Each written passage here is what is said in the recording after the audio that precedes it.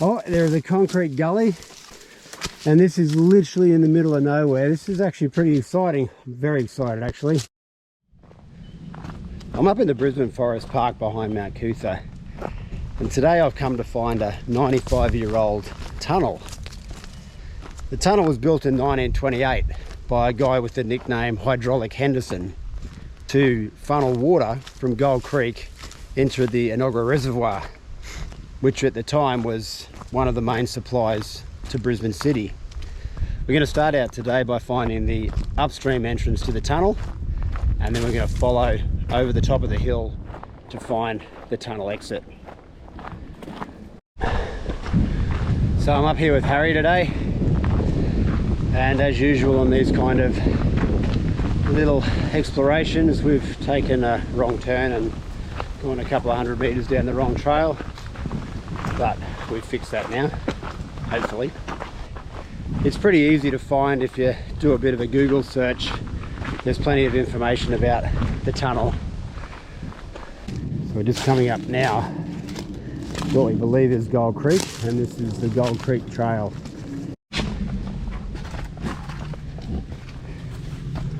I'm sure there's possibly a easier way around here, but we're not there at the moment.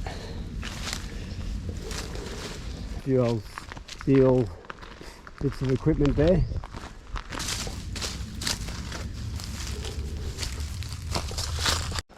So we've done a bit of a cook's tour, and this is the first promising signs yet that we're actually on the right path. We have found a sign, and Harry's just pointed out, I think we've just found the tunnel entry.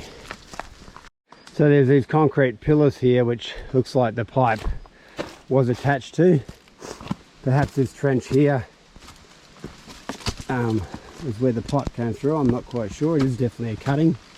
Oh no, it's not. We've got to go back this way to where Harry's standing, and we've got the entrance to the tunnel right here. The question is, do we go inside?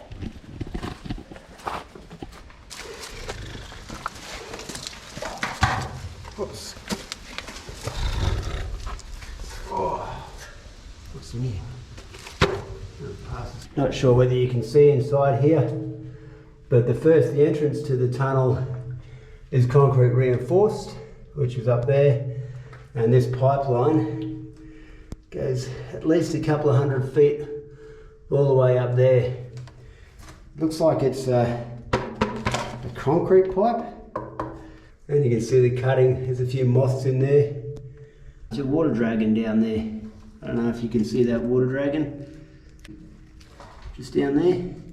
Looks like there might be some bats up there by the looks of it on the roof. You probably can't see those, but yeah, it's pretty cool.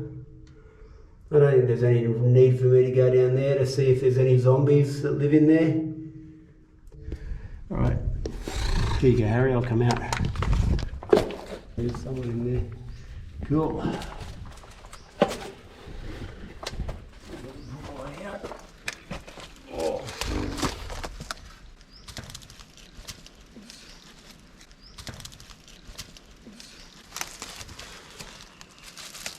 Yeah, you might want to make sure that your tetanus shot's up to date before you go in there.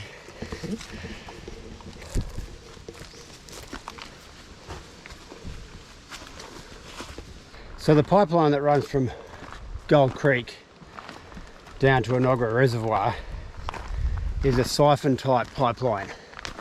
And what that means is because Gold Creek is higher than Enoggera, that the water will naturally siphon down. So what that also means is that the pipeline may not always be pointing downwards. The pipeline can kind of go up and down hills. So that's what makes it a bit deceptive, because just because the pipeline goes down doesn't mean you're necessarily going in the right direction.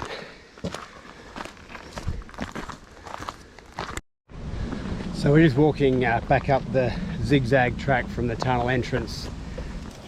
So we've just come back down South Boundary Road, and there is a rock can here, which is promising, and it's a fairly vague trail running down this way, so it's our best option to date, so we're going to go down this way. All right, ladies and gentlemen, after about an hour of traipsing through the bush, after we found that rock can and looking at topographic maps, we've backtracked up this gully. Oh, there is a concrete gully, and this is literally in the middle of nowhere, and this is definitely not natural, it is man-made. It's coming up now to show you what the Gold Creek to Enoggera Reservoir tunnel opening actually looks like. It's around about 600 meters long, this tunnel. However, I will confirm that with you. I feel like I'm Indiana Jones in that first movie. Harry's got giant spiders all over his back. There's going to be a boulder coming flying down here soon.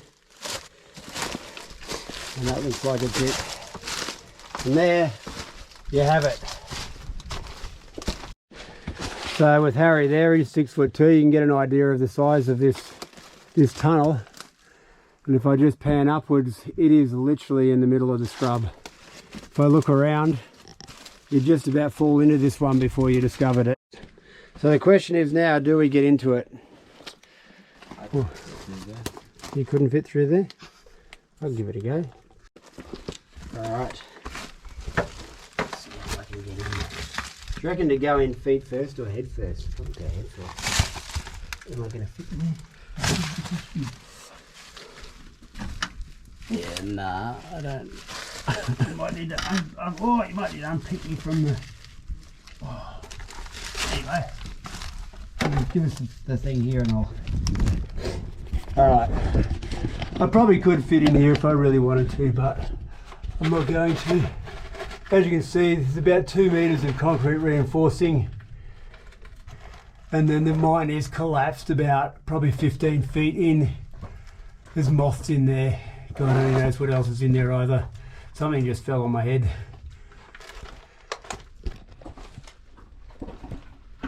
I may be stuck. Alright, don't recommend going in there. That is a bit of a cheese cutter there, so don't try and get in there. Alright, now it's time to try and work out how to get out of here, which is going to be fun.